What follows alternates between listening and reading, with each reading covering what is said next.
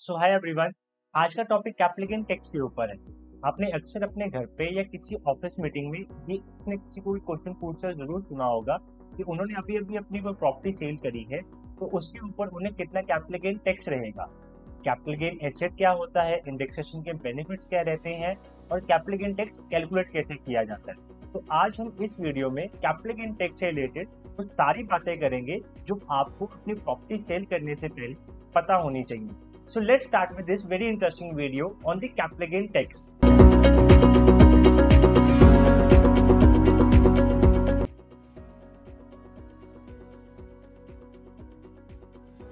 तो capital gain tax समझने से पहले हमें यह समझना होगा कैपिटल गेन किसे कहा जाता है। एनी प्रॉफिट और गेन राइजिंग ऑन ट्रांसफर और सेल ऑफ कैपिटल एसेट, मतलब कोई भी ऐसा कैपिटल एसेट जिसे आप ट्रांसफर या सेल करेंगे उसके ऊपर जो भी प्रॉफिट या गेन आएगा, sale value minus purchase value, उसे कैपिटल गेन कहा जाता है।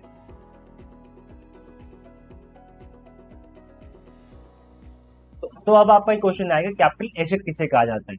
इनकम टैक्स में in very simple words, any asset whether movable और immovable but including shares and securities, also land, building, gold, vehicle, patents, shares and mutual funds.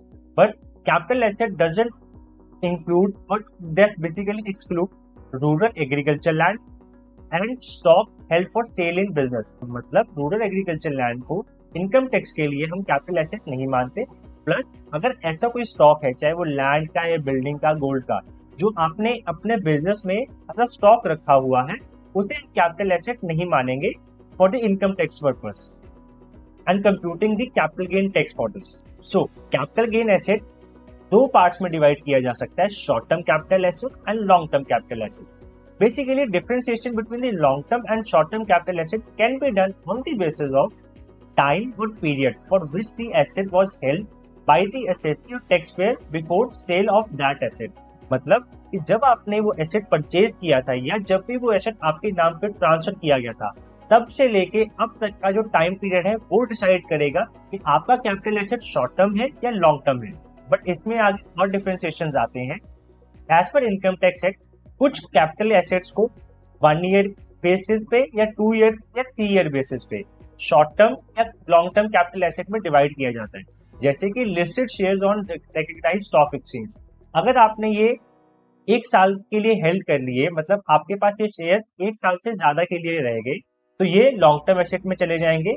But अगर ये 1 साल से कम के लिए रहे शॉर्ट टर्म में रह जाएंगे। ऐसे ही अगर आपके अनलिस्टेड शेयर्स हैं या कोई इम्यूट प्रॉपर्टी है, वो आपके पास 2 साल से कम के लिए रहेगी तो वो शॉर्ट टर्म कैपिटल एसेट रहेगा, अदरवाइज वो लॉन्ग टर्म कैपिटल एसेट बन जाएगा। और एनी अदर एसेट वो आपको मिनिमम 3 इयर्स के लिए हेल्ड करना पड़ेगा। अगर आपने वो नहीं किया तो वो शॉर्ट टर्म रहेगा। अगर आपने 3 ईयर से ज्यादा के लिए रख लिया उसे, तो वो long term asset capital asset बन जाएगा।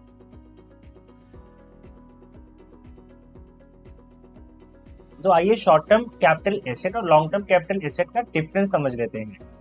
शॉर्ट टर्म कैपिटल एसेट पे इंडेक्सेशन का बेनिफिट नहीं मिलता, एग्जम्पशंस का बेनिफिट भी नहीं मिलता, बट जो टैक्स रेट रहता है वो नॉर्मल इनकम टैक्स का स्लैब रेट्स रहेंगे। जैसे 2.5 लाख तक 0%, 2.5 लाख से 5 लाख तक 5% अगर आपकी 5 लाख से ज्यादा की इनकम है।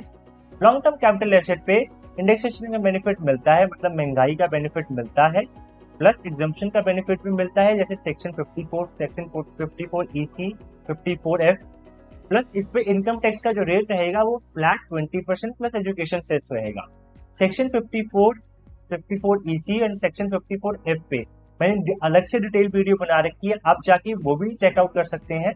आपको प्रॉपर एग्जम्पशंस का बेनिफिट समझ आ जाएगा वहां पर जाके, जो हम कैपिटल गेन टैक्स के ऊपर ले सकते हैं। तो आगे हम कैपिटल गेन टैक्स समझते हैं, जो हम short term capital gain asset पे लगता है और लॉन्ग टर्म कैपिटल एसेट पे लगता है। Simply short term capital asset पे short term capital gain tax लगेगा और लॉन्ग टर्म कैपिटल एसेट पे long term capital asset tax लगेगा।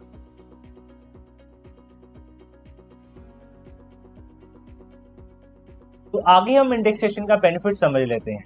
What is indexation benefit? Indexation is the adjusted purchase price of property to reflect the effect of inflation, महंगाई on it. Basically simply indexation का benefit is simply effective because of inflation. कि अगर 1990 में एक property की value 1,20,000 थी तो 2021 में उसकी वैल्यू 25 लाख रहेगी।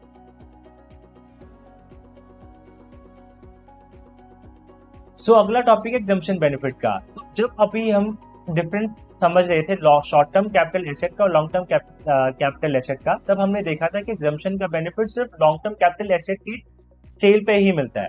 तो एग्जम्पशन का benefit is the reduction of tax liability legally provided by the government. Basically exemption का बेनिफिट सिर्फ लॉन्ग टर्म कैपिटल एसेट के ही सेल पे ही मिलता है। सेक्शन 54 में अगर आपने कोई land and building sale of करी है तो आप परचेज ऑफ बॉन्ड्स ले सकते हैं अपने टैक्स लायबिलिटी रिड्यूस करने के लिए। सेक्शन 54F में अगर आपने कोई भी कैपिटल एसेट बेचा है other than residential house property और आप रेजिडेंशियल प्रॉपर्टी परचेज कर लेते हैं, तब भी आप अपने कैपिटल गेन टैक्स बचा सकते हैं।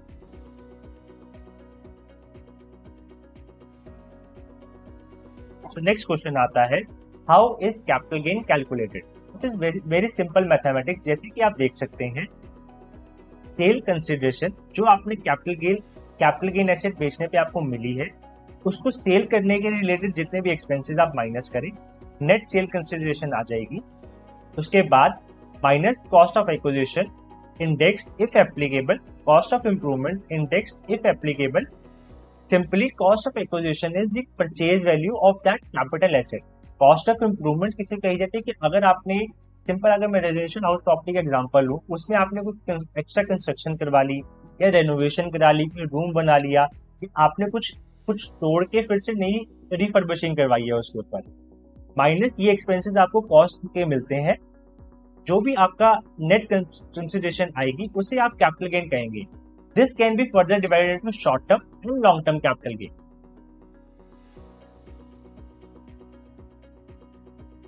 तो आइए इसे हम एक सिंपल एग्जांपल के साथ समझ लेते हैं। पहला एग्जांपल मैंने शॉर्ट टर्म कैपिटल एसेट का लिया। इसमें मैं एग्जांपल सेल ऑफ शेयर्स का ले रहा हूँ। मान लीजिए कि आपने जो शेयर्स सेल करे हैं वो 25 लाख के किए हैं, परचेज वैल्यू उसमें 20 लाख रही थी। मतलब आपने एक ही साल के अंदर शेयर्स 20 लाख के परचेज करके 25 लाख के बेच दिए। उसमें आपने अपने ब्रोकर को ब्रोकरेज चार्जेस 50,000 और सिक्योरिटी ट्रांजेक्शन टैक्स जो गवर्नमेंट को दिया जाता है कंपल्सरी 20,000 रहा।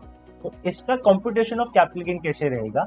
Cell of consideration 25 lakh minus expenses related to sale incurred 70,000, 50,000 plus 20,000 brokerage plus STT. Net sale consideration जो आपकी रहेगी वो 24 लाख 30,000 रहेगी, माइनस कॉस्ट ऑफ एक्विजिशन। यहाँ पे इंडेक्सेशन एप्लीकेबल नहीं है तो सिंपल 20 लाख। ठीक है, कॉस्ट ऑफ इंप्रूवमेंट हम शेयर कुछ कर नहीं सकते, एनए रहेगी। तो यहाँ पे शॉर्ट टर्म कैपिटल गेन जो आपका रहेगा वो 4,30,000 का रहेगा। तो आगे अब हम example long term capital gain का लेंगे। But long term capital gain को समझने से पहले हमें 3 और नई टर्म्स को समझ लेना बहुत जरूरी है, जैसे कि index cost of acquisition, index cost of improvement, third is cost inflation index. ये बहुत सिंपल टर्म्स हैं, these are something very fancy one, but ये बहुत सिंपल है। तो पहले हम डिस्कस कर लेते हैं इंडेक्स कॉस्ट ऑफ एक्विजिशन को।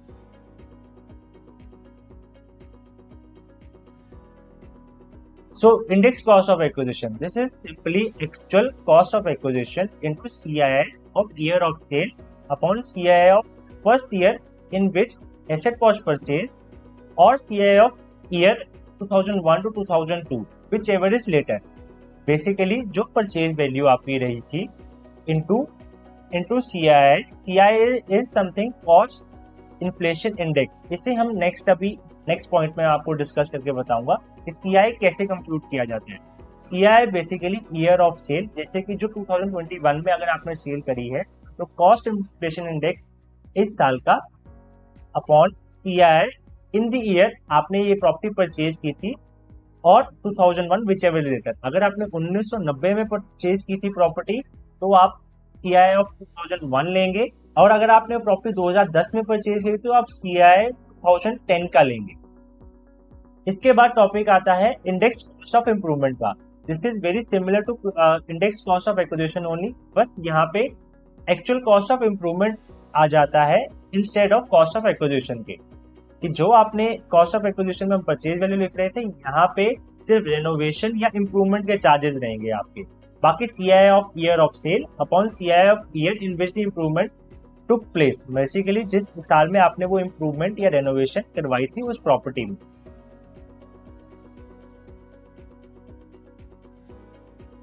So next point is cost inflation index. इसे मैं एक बड़े सिंपल एग्जांपल के साथ आपको समझाता हूँ कि हर ओवर टाइम हर गुड्स के प्राइस इंक्रीज होते रहती हैं, रिजल्टिंग हमारी परचेज पावर बहुत लो हो जाती है। एक चीज जो आपको 2001 में 100 रुपए की मिलती थी, आज वो अगर 2021 में आप उस चीज को खरीदने जाएंगे तो वो आपको 300 रुपए की मिलेगी। बेसिकली ये चार्ट जो है ये कॉस्ट इन्फ्लेशन इंडेक्स का चार्ट है कि अगर आप एक कॉस्ट ऑफ इन्फ्लेशन 2021 में 100 रुपए थी तो आज कॉस्ट ऑफ इन्फ्लेशन बेसिकली 2020-21 में 301 रुपए की है। ये चार्ट मैंने नहीं बनाया है, ये हमें गवर्नमेंट की तरफ से ही मिलता है उनके स्टैटिस्टिक्स के साथ।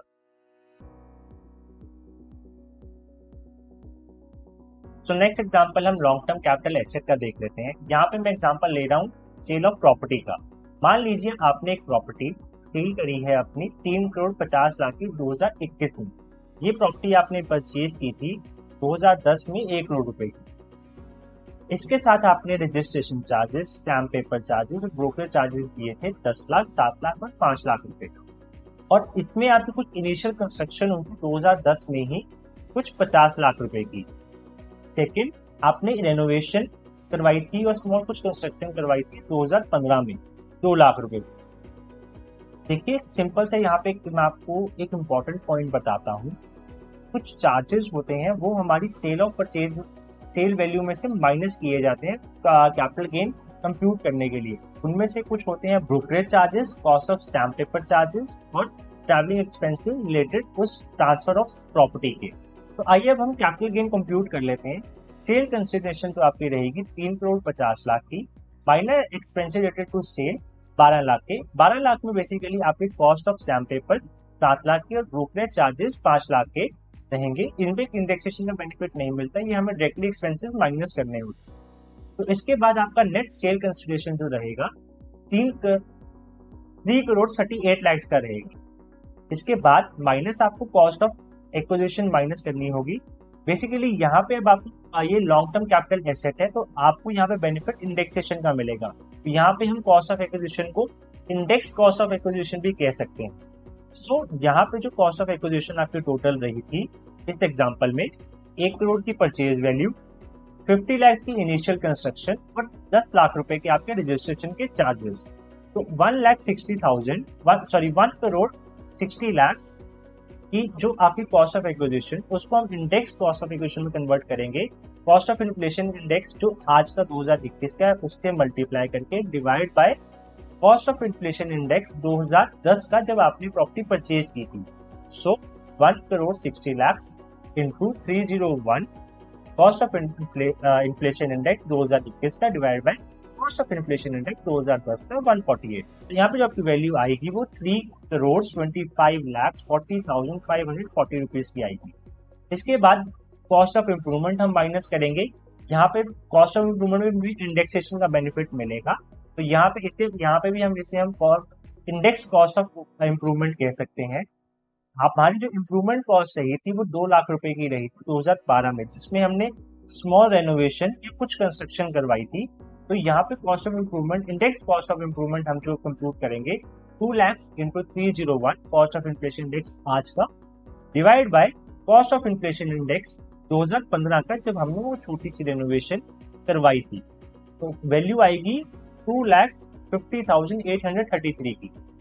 अगर हम यहाँ पे हम कॉस्ट ऑफ इंडेक्स तो यहाँ पे अगर हम इंडेक्स कॉस्ट ऑफ एक्विजिशन और index cost of improvement minus कर देते हैं, net long term capital gain जो हमारा आएगा वो 10,08,627 रुपीज का आएगा। इसके ऊपर फर्दर हमें long term capital gain tax देना होगा 20% का प्लस एजुकेशन सेस का। जो हमें लॉन्ग टर्म कैपिटल जो 20% हमारा long term capital gain tax आएगा उसके ऊपर एजुकेशन सेस करके हमारा total long term capital gain हो जाए। So with this example, we have come to end of the part 1 of this video. In part 2, we will be discussing about various exemptions that are available to save your long-term capital gain tax. So stay tuned to this channel, like this video, hit the subscribe button and keep showering your love and support. And I will see you in the next part of this video. Thank you. है।